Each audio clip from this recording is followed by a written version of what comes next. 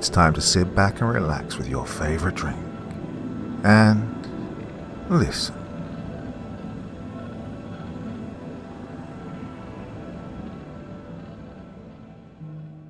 Okay, so tonight's topic is quite an interesting one.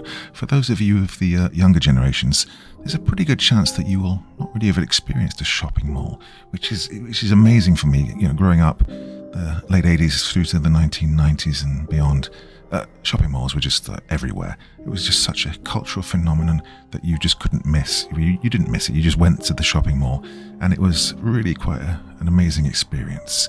And just as quickly as they popped up and were everywhere, they disappeared.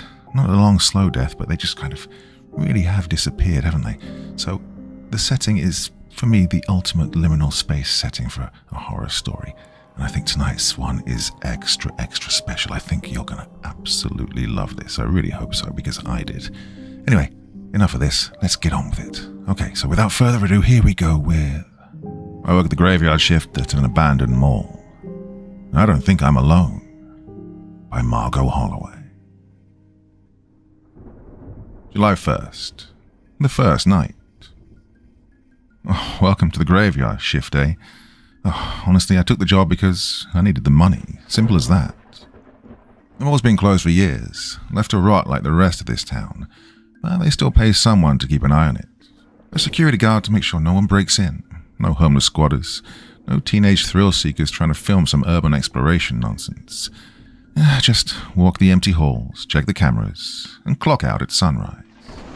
Easy work. Truth be known, the place isn't in bad shape. Sure, there's plenty of dust, and some of the neon signs flicker like they've got a death rattle, but it's not some crumbling ruin. Even the escalators still work when I flip the breaker. The air, though, that smells like a ghost of the old food court. Grease, stale cinnamon, something artificial. Too fresh, to be honest. You know what? Tell myself I imagined that part. The floors are still polished enough to reflect the overhead lights, but they make the place look wrong. Too bright in some spots, swallowed by shadows in others. A few storefronts still have old sale posters in the windows, frozen in time. Buy one, get one free. Final clearance, everything must go. Last time I set foot in this place, God, I must have still been a teenager. Back then it had a life. Shoppers hurrying between stores, kids loitering outside the arcade, the smell of cheap pizza and pretzels filling the air. That was before the crash, before businesses dried up and moved elsewhere. Now, it's a corpse, and I'm the one keeping watch over the body. Well, there are stories about this place, of course. Urban legends. Every town has them. When I was younger, people whispered about shadows moving behind the storefront glass, voices coming from the empty food court, the occasional security guard who quit without explanation. I'd heard the usual ghost stories too. Tales about the mall being built over burial grounds, old tunnels, places best left undisturbed. Back then, I'd laughed them off. Just dumb rumors. But now, standing alone in the middle of it all, I don't feel like laughing. Still, I tell myself the same thing I did when I took the job. It was just a building, nothing more. I check my watch. 10:47 p.m. Now, my shift officially starts at 11, but I wanted to get here early, get a feel for the place. The security office is near the old Sears, a windowless room with outdated monitors and a desk that smells like stale coffee. A single metal filing cabinet sits in the corner. It's locked. The monitors flicker to life when I hit the switch, 12 feeds in all, one for each wing of the mall, plus a few in the service corridors. Well, most show nothing but empty hallways, silent and still. The one outside the food court is the same, except for the occasional glitch, a static ripple crawling across the screen. I make a mental note to check the wiring later. Oh, there's an old logbook on the desk. The page is yellowed with time. I quickly flip through it, scanning the last few entries. June 23rd, 2:14 a.m. Heard something in the west corridor. Checked it out. Nothing there. June 24th, 3:41 a.m. Power flickered again. PA system made a noise, almost like music. June 25th, 4:02 a.m.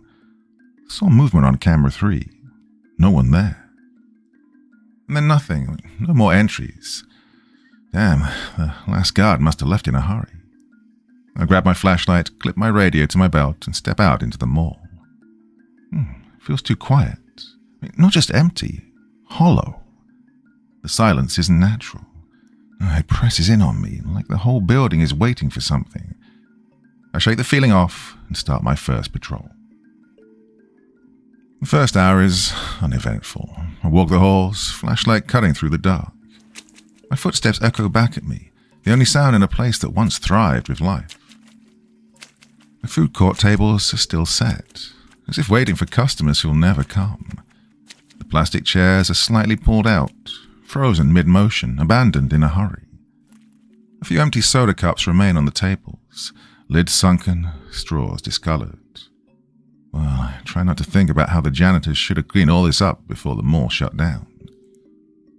The mannequins in the department store windows stand like frozen spectators, blank faces staring out into nothing. Some are missing limbs, others are dressed in outdated clothes, pastel polos, acid-wash jeans. There's something wrong about the way they stand, though. Not quite symmetrical, not quite balanced. Well, I keep moving. The neon sign outside an old Radio Shack flickers when I pass. The bulbs hum, buzzing like trapped insects. The gate to the store is down and locked, has been for years. But inside, I swear I see movement. Just a shadow. Could be my own reflection. Well, I don't stop to check. And it happens near the carousel. I pause to take a sip from my water bottle, leaning against the metal railing around the ride.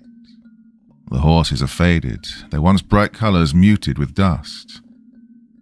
And then I hear it. Faint mall music. I straighten up, turning my head to listen. It's distant, like a song playing from a speaker buried under concrete. Fuzzy, warped. A tune I almost recognize but can't quite place.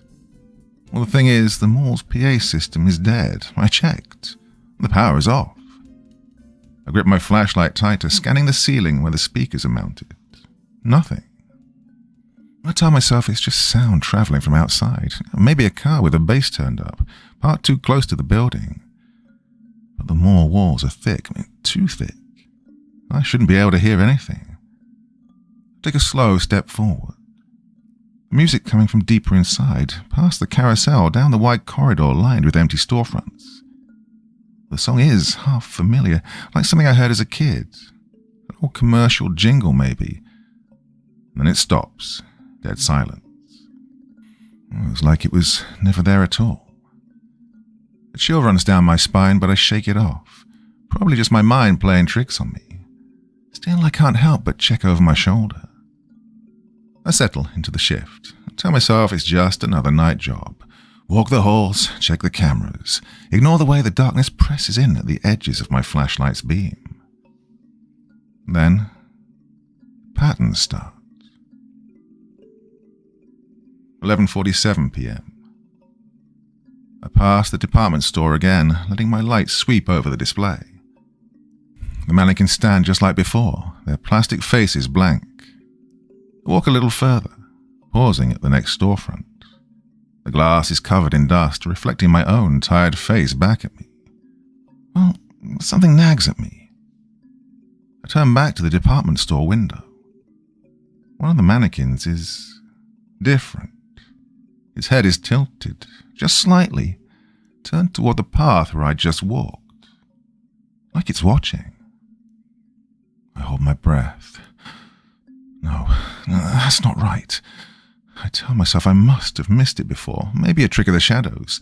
Maybe I'm just tired. Well, I keep moving. 12:20 a.m.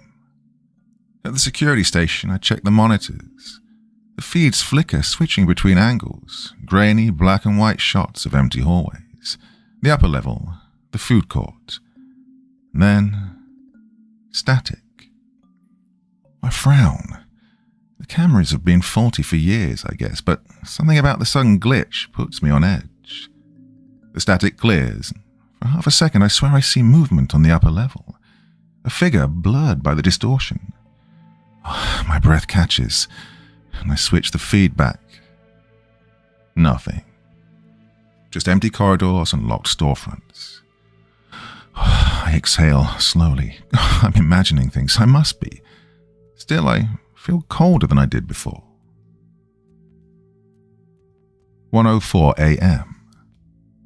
I head toward the old bookstore near the back of the mall. A wall clock still hangs just inside, its glass cracked hands frozen in time. I shine my light on it as I pass. 4:02 a.m. When I stop, that can't be right. I check my watch, 1:04 a.m. My stomach tightens. I take a step back. The cracked glass catches the light at a different angle. The hands haven't moved. They're stuck. I swallow hard and keep walking. 1:40 a.m. I look back toward the security office. The department store window is on my right as I pass. Well, I don't want to look, but I do. The mannequin that had its head tilted, now it's facing the opposite direction. I stop. My pulse hammers in my ears. I don't know what it was like before, but I know it wasn't like that before. I would have noticed. The feeling settles in my chest, deep, instinctual. I am not alone. I turn quickly, scanning the corridor behind me. My flash beam cuts through the dark. Nothing. No movement, no sound. Just the faint buzz of an old neon sign flickering overhead. I tell myself to calm down. It's just my imagination. But I pick up my pace anyway. 2:12 a.m. Back at the security station, I check the cameras again. The upper level feed glitches. For a fraction of a second, I see something in the distance. It's not a person, well, not exactly. A shape, just at the edge of the frame. It disappears before I can process it. God, I feel cold all over, and I switch the feed back. Just me. Just me in this whole empty mall. 3 a.m. I tell myself I'm being ridiculous. I need to prove it to myself, so I go for another walkthrough. I check the food court, the loading bay, the abandoned arcade with its silent screen-burnt machines. Everything's just as it should be. I start to feel better. And then I see it. The back hallway door, the one leading to storage rooms and old employee offices. It was locked earlier. Now it's open. A sliver of darkness yawns beyond the threshold. The air feels wrong, too still, too expectant. A step closer, my heart pounding. Something is waiting. I hesitate. It could be a mistake. The lock was faulty, or someone forgot to secure it before the mall shut down. Yeah, that's what I tell myself, but my body doesn't believe it. There's a feeling in my gut, a tension winding its way into my limbs like a warning I don't understand. But still, I step inside. The hallway is longer than I remember. It should only be about 20 feet. A short stretch of bland corridor leading to the old employee offices and storage rooms. But as I walk, the air gets heavier, staler. I shine my flashlight along the floor. The tiles look different here, older. The linoleum pattern has changed, no longer the scuffed off-white flooring I'd walked over earlier. Now this looks older than the rest of the mall. A darker color, worn down in strange patterns, like hundreds of footsteps have passed through here over the years. I stop. Something feels off. I glance behind me. The door I just walked through looks further away than it should. The hallway seems stretched. No, that's impossible. I keep moving. There's another door ahead, standing slightly ajar. I don't remember this one. Looks older, too. A heavy wooden thing completely out of place in a building from the 1980s. The paint is peeling and the handle is an old-fashioned brass knob, the kind you'd see in a house from decades before the mall even existed. My flashlight catches movement inside. Just a flicker, like something shifting in the dimness beyond. This is a trick of the air, I tell myself, or maybe a rat. Yeah, a rat. I step closer, and the PA system crackles to life. The sound cuts through the silence like a blade. A burst of static and then a faint, distorted whisper. My name. I freeze. My skin goes ice cold. The PA system has been dead for years. I turn slowly, flashlight trembling in my grip. The hallway behind me looks wrong. It's even longer now. I can still see the door I came through, but it's much further away. Like I took 20 steps, but the distance double behind me. That's not possible. I turn back to the open door. The darkness beyond it feels too deep. Like something is waiting. Well, I don't go through, not yet. Instead, I step back, reach for the doorknob and pull it shut. The second door clicks into place, and the air feels lighter. Like I just slammed something out. I stand there for a long moment, my heart hammering. Then I turn and head back the way I came. I don't check the security cameras again, though. I don't want to see what's on them. I sit at the security desk, rubbing a hand over my face. 1 more hour, that's all. Just 60 minutes, and I can be out of here. I can go home, crawl into bed, and convince myself that nothing weird happened tonight. I then glance at the monitors. Something's different. I lean forward, staring at the grainy black and white feeds. The mannequins have moved. Not just one, all of them. Every mannequin in the department stores, the clothing boutiques, even the old window displays. They're no longer in the positions I saw them in earlier. They're facing the cameras now. Their blank, plastic faces stare directly into the lenses. A cold sensation trickles down my spine. I swallow, scanning the feeds. I know they weren't like that before. Earlier, they were arranged normally, dressed in outdated fashion and mid-stride in fake promotional displays, but now they look posed, deliberate, like they're watching me. I don't breathe, I don't blink. I check another camera, the food court. The chairs have been rearranged. Before, they were scattered, some overturned like they'd been abandoned in a rush. But now they form a perfect circle, neatly arranged, symmetrical. I stare at the screen. Who the hell? No one's here. I am alone. A chill creeps through my body. Something is wrong. I reach for the radio, and static hisses from the speaker even before I press the button. A whisper seeps through. I jerk my hand away. The whisper doesn't stop. It's not words exactly, just a breath, drawn out, endless. The screens flicker. Static. A sharp burst of white noise blasts through the monitors, the kind of interference that makes your teeth ache. For a split second, I see it. A figure, standing just outside the security office. Tall, still, a silhouette against the glass door. I spin around. The hallway outside is empty. I know what I saw. I whip back to the monitors, and the static flickers again.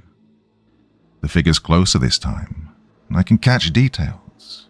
The shape of a man, a mall security uniform just like mine. His head is tilted too far forward. Can't see his face.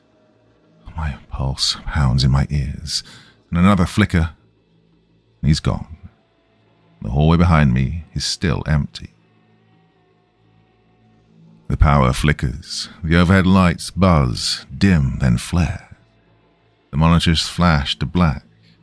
For a moment, I'm completely blind, and then the sound of footsteps, slow, measured, coming from inside the security office, behind me. I whip around. Nothing. The room is empty. The only sound is my own ragged breathing. And the monitors blink back to life. The mannequins have moved again.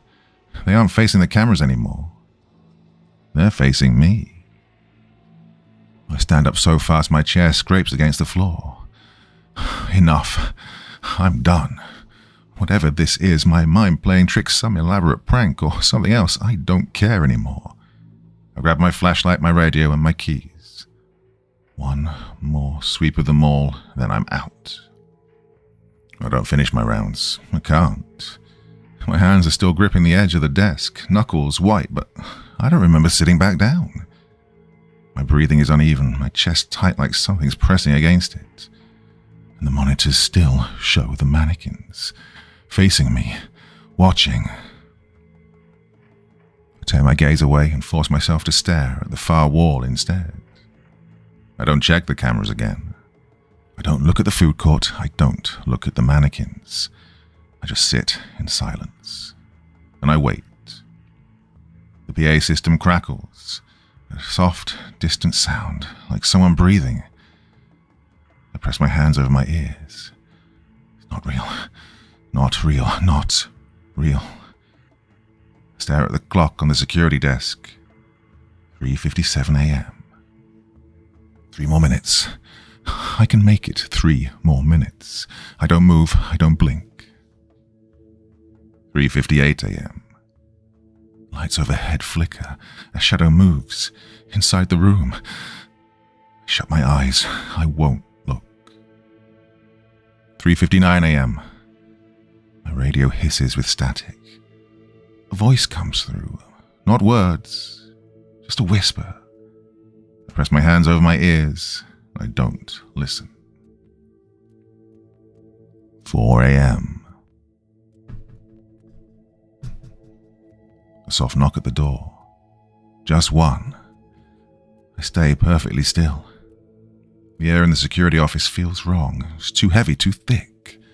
Like something else is here with me. I don't turn around.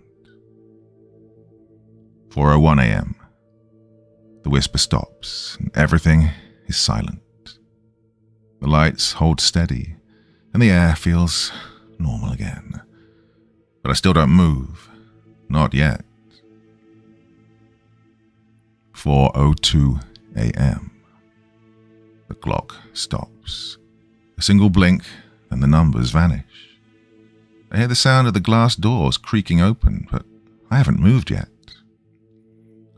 It's time to go. I stand up, legs unsteady. I don't check the cameras, I don't look at the mannequins, I don't look at the food court, I just walk. Through the hall, past the empty stores toward the exit. The glass doors feel heavier than before, but I push them open, stepping out into the humid summer air. The heat presses against me, sweat beading on my forehead, and for the first time all night, I breathe. Then I get in my car, turning the key with shaking hands. The dashboard lights flicker on. The digital clock glows in the dark. 4:02 a.m. I never check my watch, never check my phone. The security desk clock could have been wrong, I suppose. The car's clock could be wrong, but I feel it in my bones. It's not. Something changed inside that mall. Or maybe I did. Or tomorrow night I come back. I don't want to, but I have to. I grip the steering wheel, my breath slowing, heartbeat steadying. It's over, at least for tonight. I throw the car into reverse, ready to leave this place behind.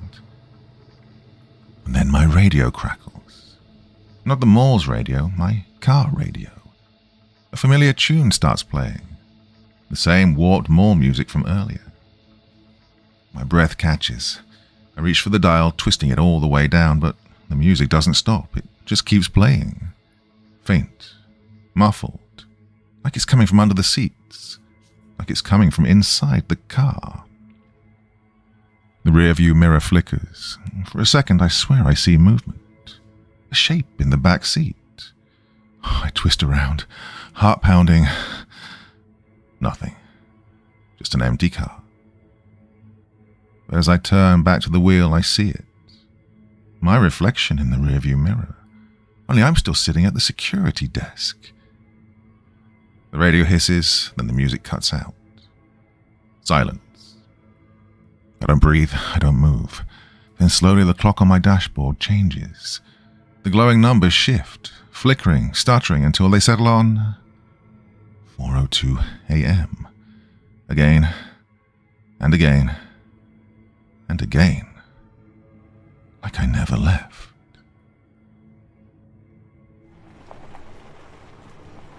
July 2nd, the second night. I'm back in the same spot as last night, under the one flickering light in the otherwise dark lot. The mall looms ahead, a silent monument to something forgotten. I take a deep breath, gripping my notebook before shoving it into my jacket pocket.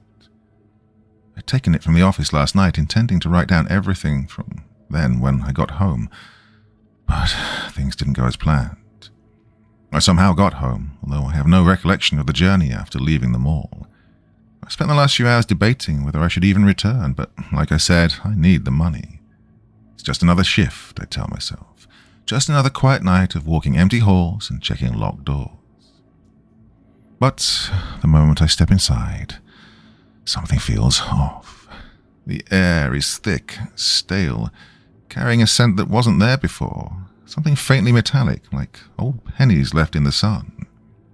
Well, the silence feels deeper, heavier, as if the mall itself is holding its breath. I scan the entrance, the rows of shuttered storefronts, the dead electronic kiosks covered in dust.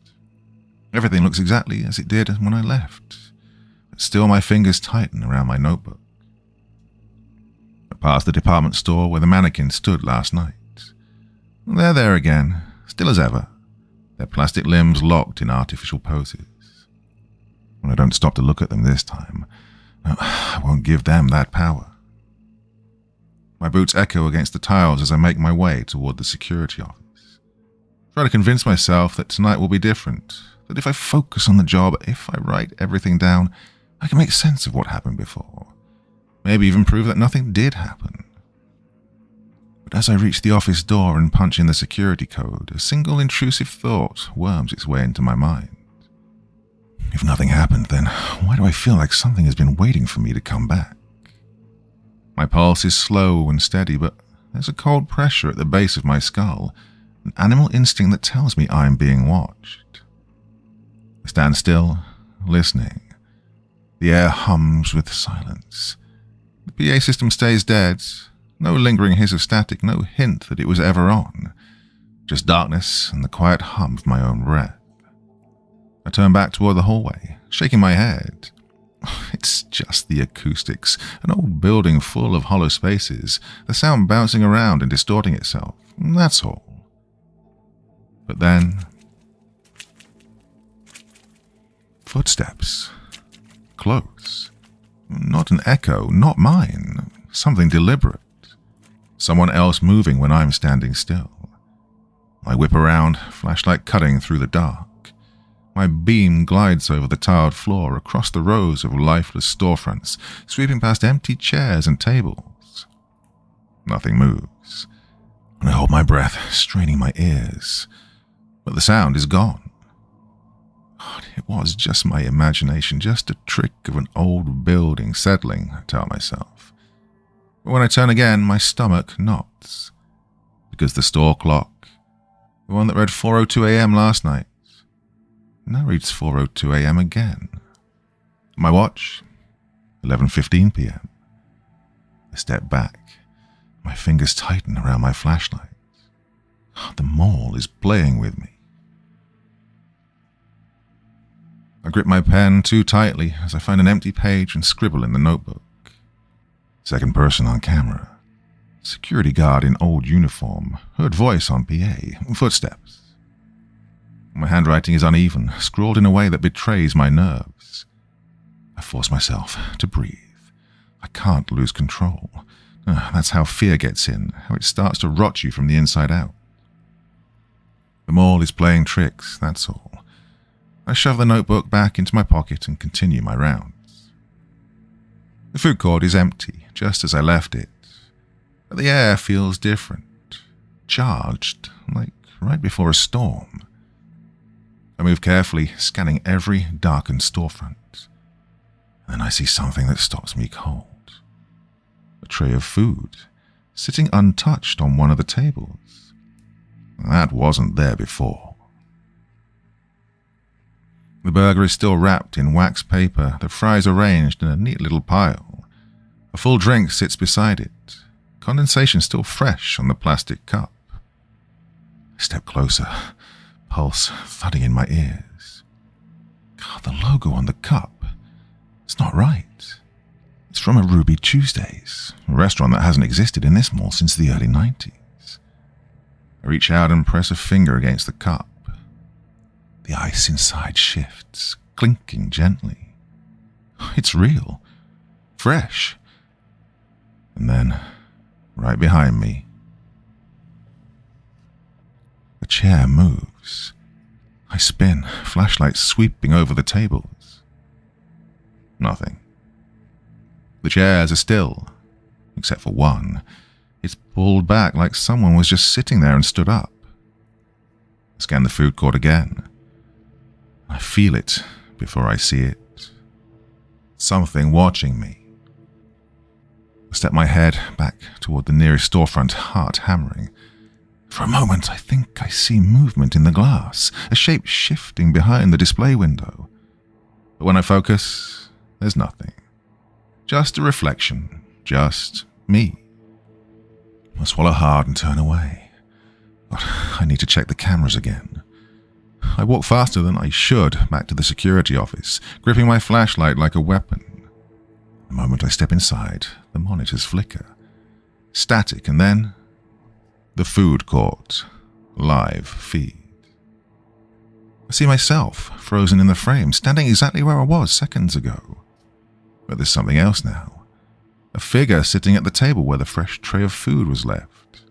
Head bowed, hands resting on the table.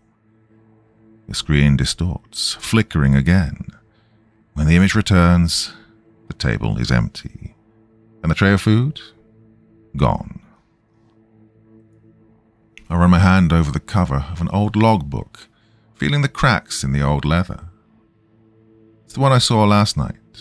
Warped from time, the pages inside stiff with age.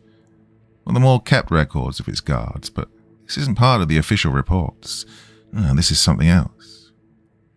I flip through the pages, scanning the cramped handwriting. Most of it's mundane, notes about trespassers, maintenance requests, the usual. But then the entries change. Things I didn't see last time.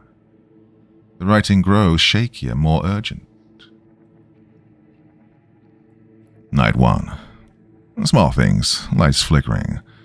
Thought I heard voices, but the mall creaks a lot at night. It's probably just the vents. Night 2. The patterns are becoming clearer. The mall doesn't sleep when we do.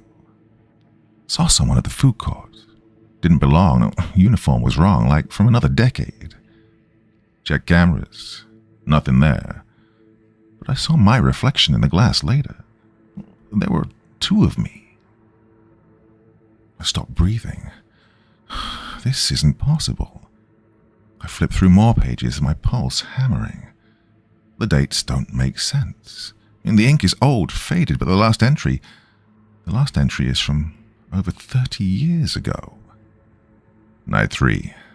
The stairwell appeared today. I know it wasn't there before. The others didn't see it, but I did. I went down. There was another mall beneath the mall. The food court, the stores, untouched by time. And the people, God, they weren't people. I slam the log shut, my hands trembling. No. Something left behind by a bored employee. Except I know better. I felt the difference in the air tonight. I saw the figure in the food court, the old tray of food, the second me on the cameras, and now I know I'm not the first to see things, these things. I've got to get out of here. I turn toward the door, and then the PA system crackles to life. A low, distorted voice, garbled like a record skipping over itself. Don't leave.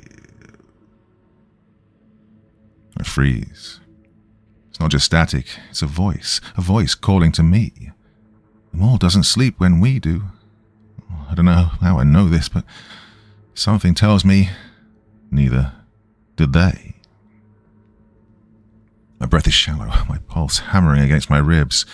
I tell myself to turn back, to go up the stairs and walk out of this place to never return, but I don't. I step forward. The floor is different here, clean, unscuffed. The tiles haven't been dulled by decades of footsteps. No dust, no decay. It's as if this food court never closed, as if it's been waiting for me. The smell of food clings to the air. Hot pretzels, greasy fries, sweet, artificial cinnamon. Oh, my stomach turns. These scents shouldn't exist in a place abandoned for years. And yet the trays, scattered across tables, half-eaten meals still on them, they look fresh. My eyes scan the storefronts. Taco Town, Great American Pretzel, Hot Spot Burgers. Logo straight out of another era. They match the old advertisements I saw in the security office, the ones from the 80s. The neon signs glow with a faint hum. It shouldn't be possible. The mall's power is dead. And then something shifts at the farthest table. A shadow. Not a trick of the flickering lights, not my reflection in the polished tile. No, something moves. It's not walking.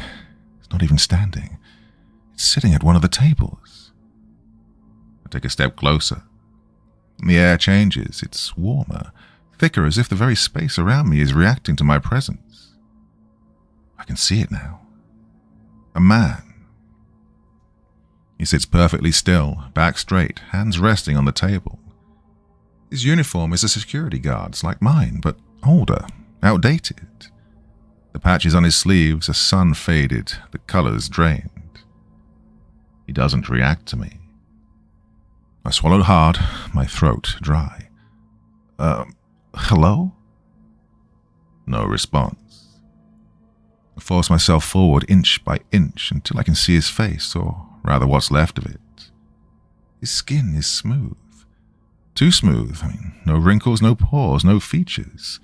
Just a blank, mannequin-like surface where his face should be. A breath of cold air brushes my neck, and I spin around. The tables aren't empty anymore. More figures, more people, wearing faded 80s fashion, slumped in chairs, standing behind counters. Their clothes hang loose, like the air inside them has gone out. Their faces are wrong, empty, smooth, mannequin faces. I stagger back. My vision tunnels. The room feels smaller, pressing in, suffocating, and then the sound of footsteps. Coming down the stairs behind me. Someone is following me. I turn and see myself, stepping off the last stair. My uniform, my stance, my flashlight gripped tight. But its face is blank. The second me tilts its head, then it takes a step forward. I run. I don't look back. The air thickens, pressing against me as I sprint up the stairs. My legs burn, my breath comes in ragged gasps, but I don't stop. I can't stop. The walls feel closer, the sound of my own footsteps echoing back at me, distorted, wrong, like there's a fraction of a second delay, like something else is running just behind me. The stairwell is longer than before. The steps stretch, multiplying beneath my feet. The air smells different again, dustier, older, tinged with something faintly metallic. I reached the top at last, spilling into the back hallway, nearly losing my footing as I slammed the heavy metal door behind me. The silence swallows me whole. I brace against the door, my hands shaking. Skin is clammy, my uniform damp with sweat.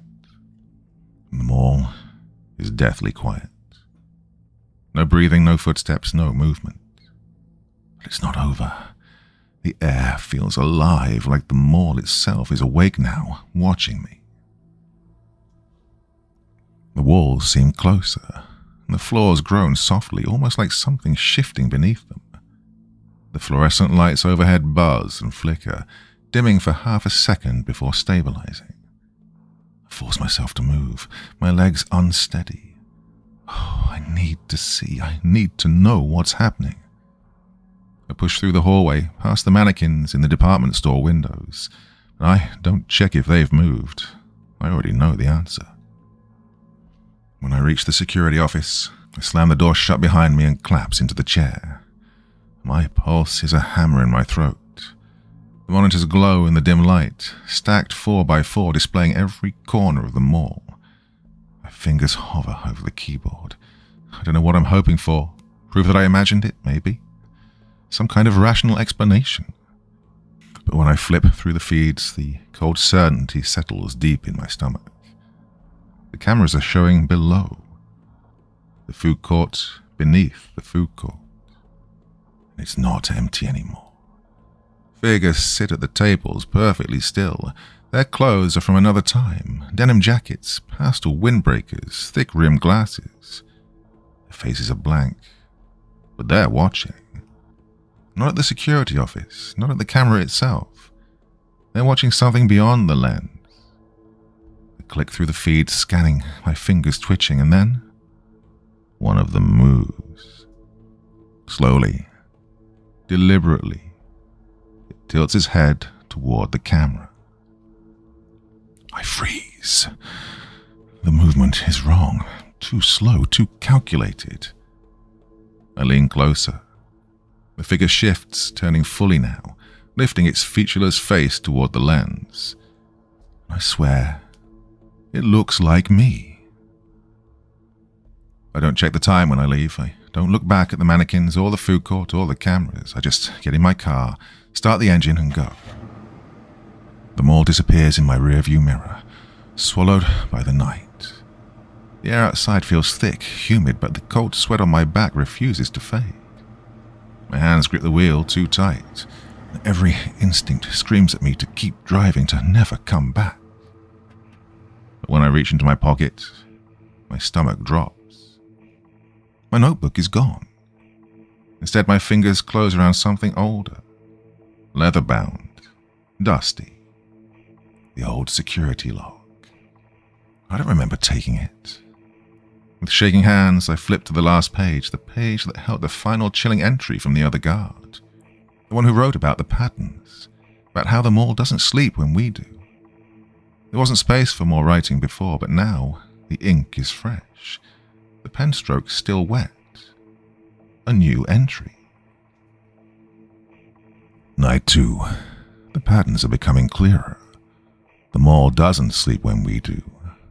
We never really leave. The breath catches in my throat. My pulse hammers in my ears. I tear my eyes away, gripping the log as if it might disappear. Then I notice something else, something written in the margins, almost like an afterthought. The ink is faded, older than the last entry, maybe years old. A single sentence scrawled in unsteady handwriting. Check your reflection. My heart stops. Slowly I tilt the rearview mirror. In the dim glow of the streetlights, I see my reflection. Only it isn't looking back at me. It's watching. And then it smiles.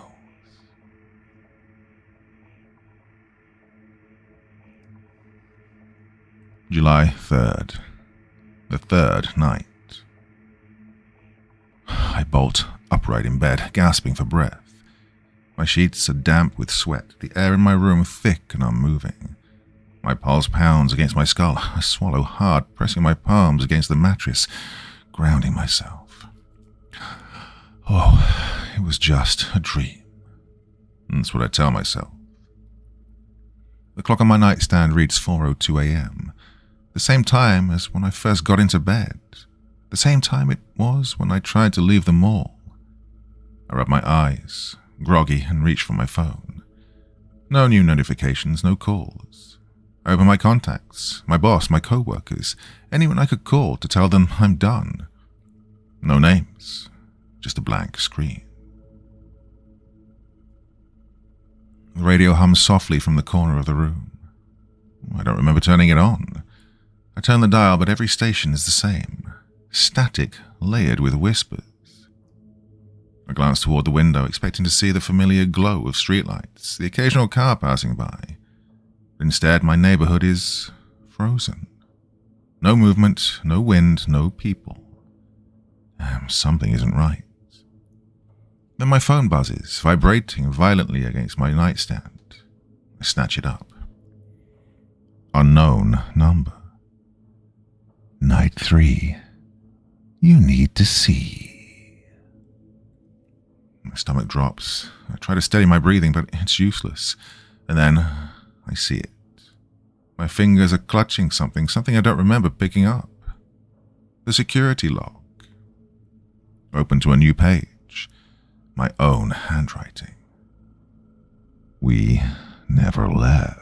I stagger back from my window, my hand still gripping the security log. The words blur as I read them over and over again. We never left. My heart races. I can feel the weight of panic starting to close in on me, pressing against my chest, suffocating. I force myself to breathe, to focus. God, I need to shake this off. I tell myself it's just a bad dream. It's all in my head. I push myself up from the bed, trying to find some sense of normalcy. I throw on my jacket, my hands shaking as I grab my car keys from the dresser. Maybe a drive will clear my mind. I can just go out and get some fresh air. I open the door, and the cool night air hits my face, but something feels wrong. The street is still, too still. There's no hum of traffic, no distant chatter of neighbors, just silence. I take a step outside, and I blink. The world shifts. I'm no longer standing on my street. I'm back in the mall. The lights hum above me, the air stale, heavy with the scent of old food and dust. My hands are still trembling, but now they're gripping the security desk. My uniform is on, the familiar weight of it, and the monitors flicker to life in front of me. Wait, I didn't drive here. I didn't unlock the doors. I didn't... The PA system crackles. A low hum at first, and then a voice. My voice echoes through the speakers, sounding garbled and far too calm as well. Night 3 begins now. I freeze, my breath caught in my throat. The voice, my voice, lingers in the empty air like a weight I can't escape. This isn't a dream, no. This is happening. I move through the halls, forcing myself to stay calm, but the mall has changed. It isn't just showing me things anymore, it's shifting around me. I pass a clothing store, and for a moment everything seems normal. The shelves are stocked, employees are folding shirts, customers are browsing. The fluorescent lights hum softly, but something is wrong. The mannequins, they're all turned toward me. Every single one. I step back, my breath hitching in my throat. The story's still moving, time flowing like it should, but the mannequins don't belong in it. They're frozen in place, heads tilted just slightly too much, as if they're aware of me. I move on, heart pounding. A sudden burst of laughter echoes down the hall. I turn my head, and a child no older than 7 or 8 darts past me, giggling. Just a blur of motion. But their clothes, they don't belong here. The faded overalls, the little cap, the worn leather shoes. 1950s. The child vanishes around a corner before I can react. I swallow hard, forcing myself to keep walking. I pass a dark storefront, catching a glimpse of my reflection in the glass. And then I stop. I take a step forward. So does my reflection. But then, it doesn't. It lingers, watching me. My stomach twists. I turn away, picking up the pace. God, I need to get out of here. I need to, the food court. I don't remember walking down the stairs, but I'm already here. And I know immediately it's changed. The menus aren't the same. The names are different. The lettering strange, shifting between languages I don't recognize. The air is thick with the scent of fresh food, burgers, fries, sweet cinnamon, like someone just finished eating. But the tables are empty. Something is feeding here. And then the PA system crackles back to life. The garbled static fades, and the voice is clearer now. And it speaks my name. I freeze. The voice is waiting for me. I force myself to think, to act. The mall is pulling me deeper in, twisting around me like a maze with no exit. But there has to be a way to understand it, a way to fight back. The security office. I push through the door, flicking on the desk lamp. It barely cuts through the darkness, but I don't need much light. I need answers. I yank open the filing cabinet, flipping through forgotten paperwork, skimming the brittle pages for anything that can explain this place. And then I find them. Old newspaper clippings, yellowed and curling at the edges, stuffed into the back of a drawer like someone wanted them forgotten. The headlines hit me like a punch to the gut. Mall construction halted after workers go missing. Controversy surrounds land purchase. Native groups protest disturbed burial site. Grand opening set for July 4th, 1982. Well, the pieces fall into place, and my stomach turns. This place was never supposed to be built. They buried something when they paved over the past. The land remembers, and it doesn't forgive. My hands tremble as I reach for the security log. I don't remember opening it. I don't remember writing anything, but there, in the same handwriting as the last entries, is something new. Night 3. You are a part of it now. I drop the log like it had just burned me, and I back away. Then the PA system crackles. The voice is louder now, and it's laughing. Well, I've made my decision. I don't care what's happening. I don't care about explanations anymore. I'm done. I shove the security log into a drawer, grab my jacket, and head straight for the exit. My footsteps echo too loudly against the tile, bouncing back at me from angles that don't make sense. The air feels even thicker, like it's watching me. I don't look at the storefronts. I don't check my reflection. I just walk. And then I see it, or I don't. The exit is gone. The glass doors that should lead to the parking lot, bricked over, solid, seamless, as if they were never there. I spin around, my pulse hammering. Maybe I took a wrong turn. Maybe the mall is just messing with me. I take another hallway, following the glowing exit sign. It leads me right back to the security office. I try again, another hallway, another door, but no matter which way I go, I end up back here. I grip the edge of the desk, struggling to breathe. The cameras flicker, their screens distorting. The food court, the mannequins, the looping halls, trapping me. Then the PA system clicks on, the speakers crackle, hissing with static. A voice, low, distorted, right behind me. We never leave. My breathing is ragged. The walls feel too close, the air too dense. I can't be trapped. I can't be trapped. I stumble back, turning down another hallway, but it's the same. No exit, no way out. Then out of the corner of my eye, I catch it. A reflection. A dark storefront window, a warped, glossy surface. My reflection is there, but it's not moving with me. I freeze. My chest tightens. I lift a shaking hand. It doesn't. It just stands there watching, and then it smiles. A slow, deliberate grin stretches across its face, a smile I didn't make. My breath catches again in my throat as it takes a step forward. Out of the glass. I stumble back, my pulse hammering in my ears. The thing that looks like me but isn't me takes another step forward.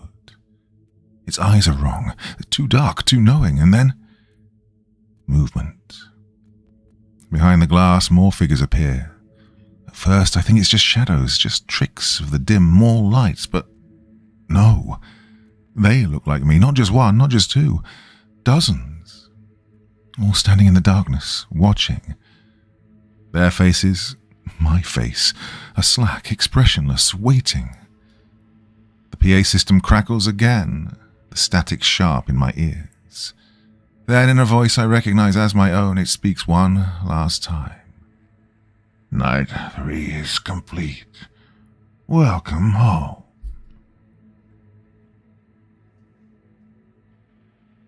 July 4th. The last night. I wake up with a start. My hands are cold. My breath is shallow. My heart pounds against my ribs like I've just been running. I don't remember falling asleep. I don't remember coming here. But I'm already at my security desk. My uniform is on, neatly buttoned, like I've been on shift for hours. The monitors cast their familiar glow, flickering softly, showing the same empty corridors I've walked 100 times before. Except my security log is open in front of me, pages filled with my own handwriting, entries I don't remember writing. I flip through them, my fingers trembling. The dates stretch back farther than they should, weeks, months, maybe years. Then I see the last entry. The ink is fresh. Night 4 begins now. Oh, a shudder rolls through me. I push back from the desk, trying to stand, trying to shake off the fog in my head. And for a split second, I feel it. I'm in two places at once. I step my head toward the monitors. One of the cameras shows the west hallway. I'm standing there, patrolling, but I'm still here, sitting at the desk. I blink, my breath catching in my throat. The figure on the monitor, me, turns, slowly, deliberately, and looks straight at the camera, straight at me. Another burst of static explodes from the PA system. My own voice echoes through the speakers, flat, distant, like a recording played 1,000 times over.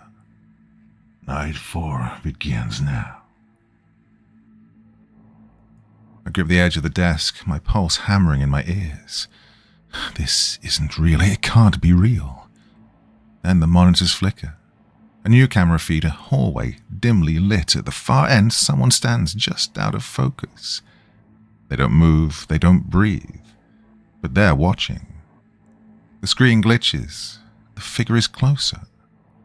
Another glitch, closer still.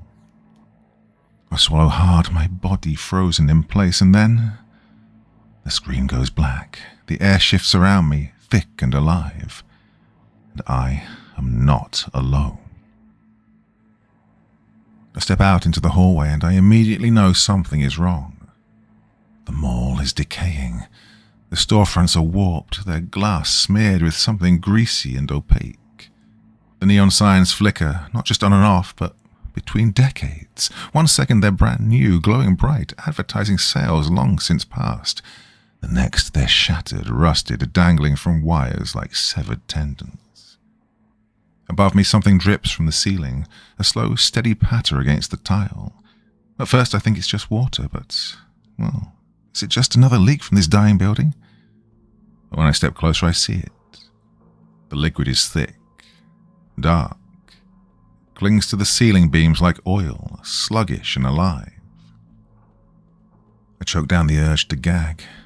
The air is different too. It's heavier, thicker than ever. The usual mall scent of stale popcorn and disinfectant is gone.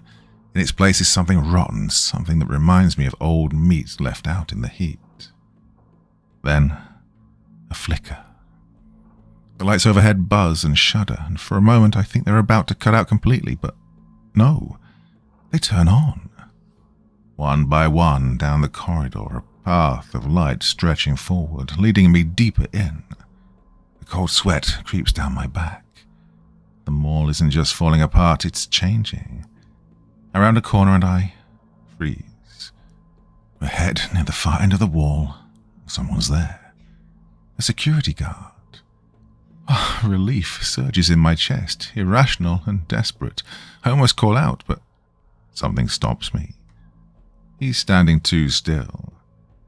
I take a step closer, my breath shallow. "Hey," I say. My voice is hoarse.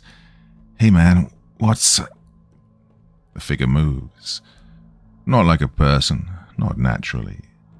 His limbs jerk slightly out of sync, like a puppet on invisible strings.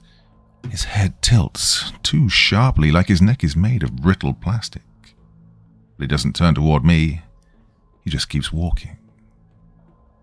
I take another step back, my pulse hammering. My fingers tingle, cold and numb, like I've been outside in the dead of winter without gloves. I look down at my hands, and for the first time I realize they don't feel like mine anymore. I don't know how long I've been walking. The halls stretch on forever, shifting under my feet like a living thing. I turn left where I swear there should be a dead end. I step through a doorway and somehow end up deeper inside than before. And the wall is watching. The PA system crackles overhead, the speakers distorted with static and something else. Voices. They come in faint at first, like old radio transmissions struggling to break through the interference, but then I recognize them. Security guards, past workers, leaving messages for each other. "Back entrance door still jammed. I'll take a look tomorrow." Lost another delivery guy. Nobody saw him leave. Then, beneath it all, a whisper. Soft. Urgent. "If you're hearing this, you've been here too long." I stop breathing. My skin crawls. Ahead, mannequins stand in storefront windows. Oh, I keep my eyes forward, telling myself they're just plastic, just lifeless props for a store that doesn't even exist anymore. But as I pass, they breathe. I hear the soft inhale, the almost imperceptible sigh of lungs expanding and contracting. I see the slow flutter of eyelids, the shift of shoulders, the minute twitch of fingers. I tell myself to keep moving, keep walking, but then I see a face. One of the mannequins standing among the rest has my face. I stumble back, heart slamming against my ribs. It doesn't move, but I know it's alive. I rush past, refusing to look again. In the next corridor, a bulletin board is mounted to the wall. The papers are yellowed, curling at the edges, and a photo is pinned in the center. It's an old group picture, mall employees standing in front of the fountain. The grand opening, 1982. I scan the faces, half expecting to see someone I recognize, some proof that all of this isn't real. And then I see him. A man in the back row. Same eyes, same jawline, same slouched posture. Looks exactly like me. I feel sick.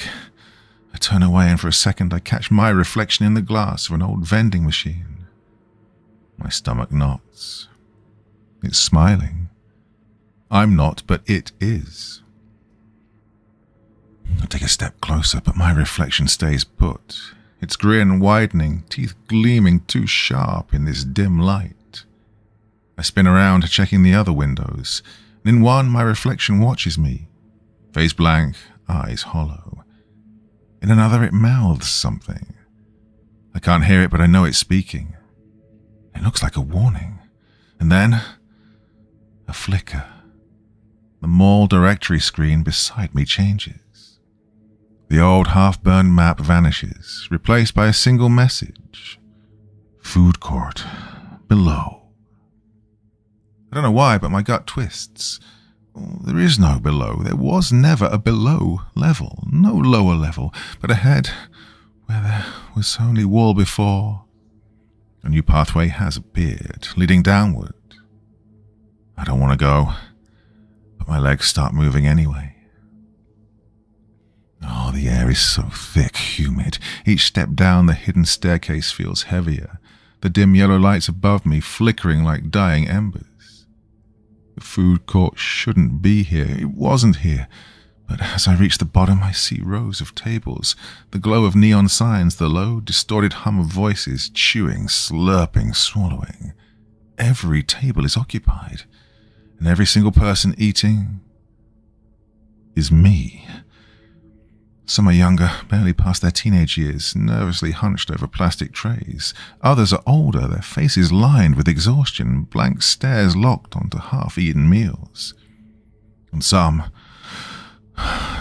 shouldn't be alive. Their skin is rotting. Grey, sagging flesh hangs loosely from their bones. Teeth chatter as they chew, but they never swallow.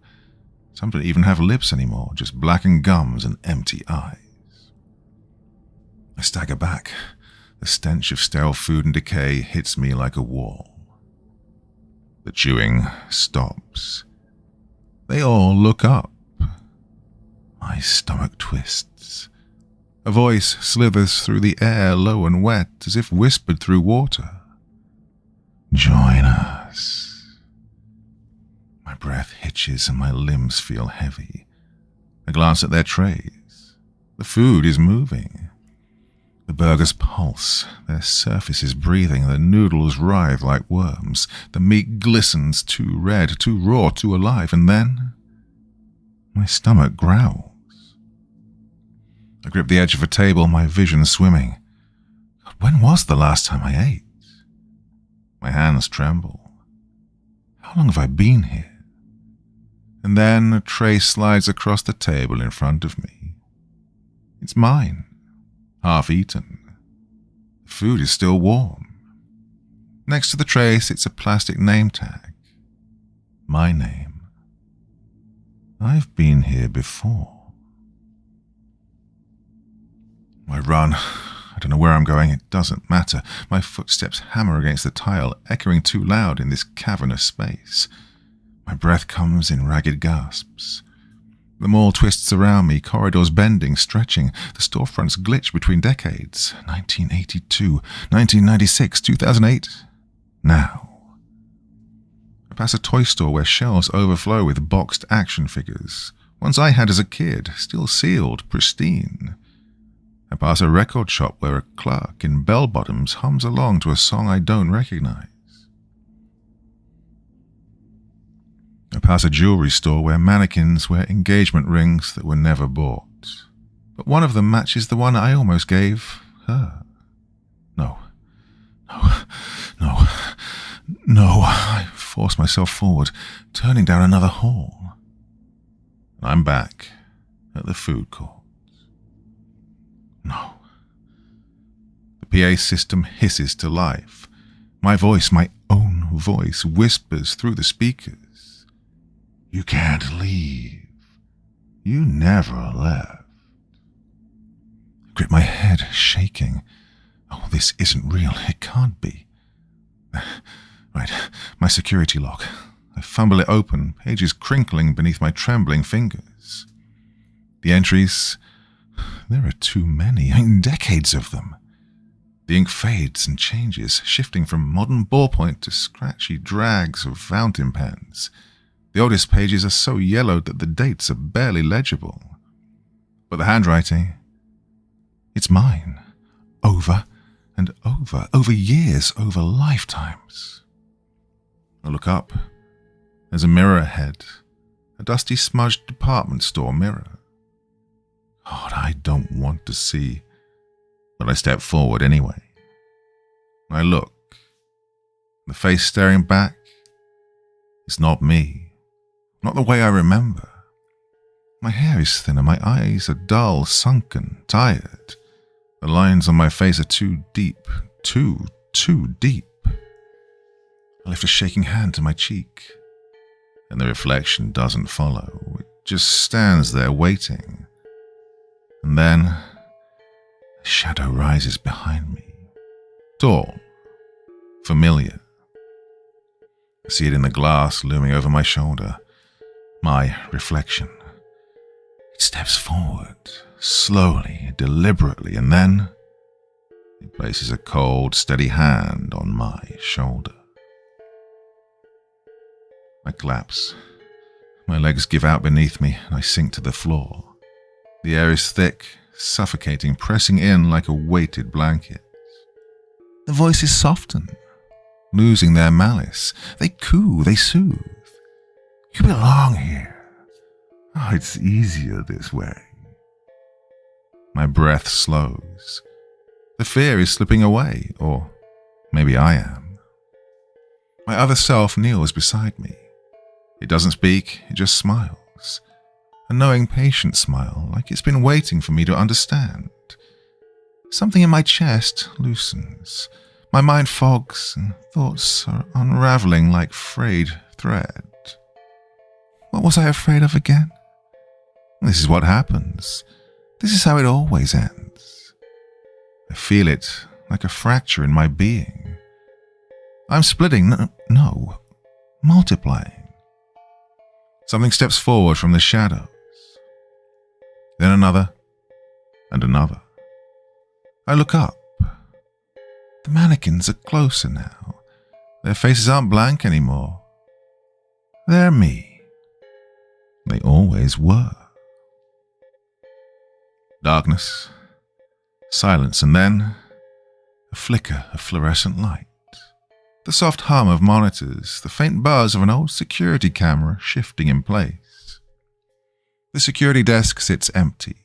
The chairs pulled out slightly as if someone was just sitting there. A half-drunk cup of coffee rests beside the keyboard, the liquid inside long gone cold.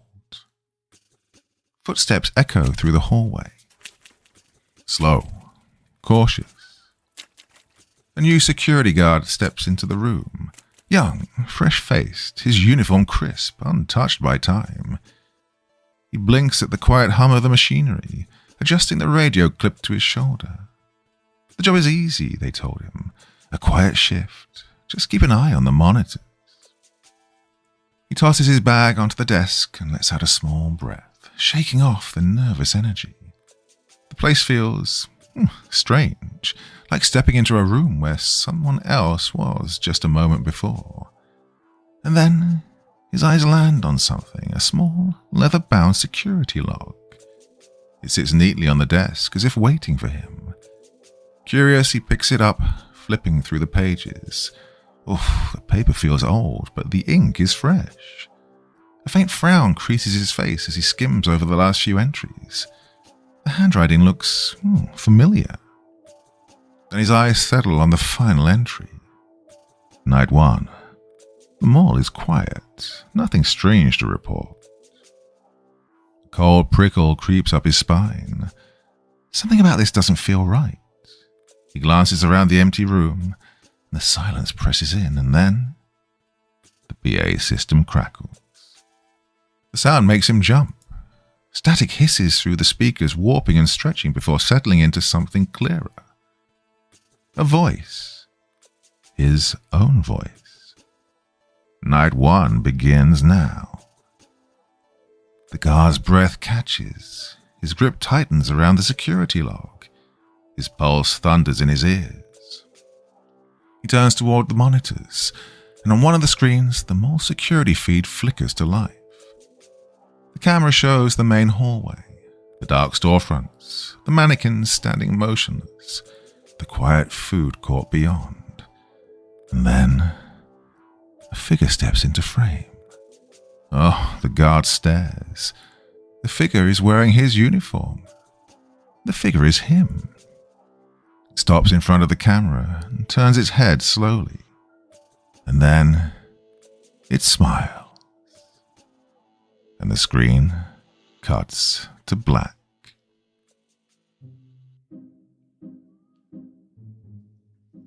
That one, I can't say it touched a nerve, but I do remember the 1990s being in my teens and early 20s. And yeah, the mall was really a big part of life. Not so much in England as it was in the United States, but I lived in the United States as well for a while. So yeah, the mall, the fact that they don't really exist anymore, that they are this giant liminal space for those that are still standing, even though if they're abandoned. Oof, I don't know, very, very creepy. Well, yeah, so that one, I don't know, struck a chord in me, if not anything more than that. So hope you enjoyed that one. Thoughts, feelings, anything else you want to say in the comment section below the video, because I thought that was really a special one. And I really do hope you enjoyed it. So, yep, let's join the conversation and have a good chat about that one. So until then, my dear friends, enjoy the rest of your weekend. Thank you so much for taking the time to listen to this story today. Really means a lot to me and to the author of the story, of course. Well, if you want to know more about me, I'm pretty much everywhere on social media. You can find me on Facebook, Twitter, Instagram. You can download my music on SoundCloud. I've got a Patreon if you feel like. Throw me $1 or $2. Very much appreciated. And of course, on Reddit, I have a place where you can leave stories if you want me to read one that you've written. Well, hoping to see you all again very soon. Till then, sweet dreams. Bye-bye.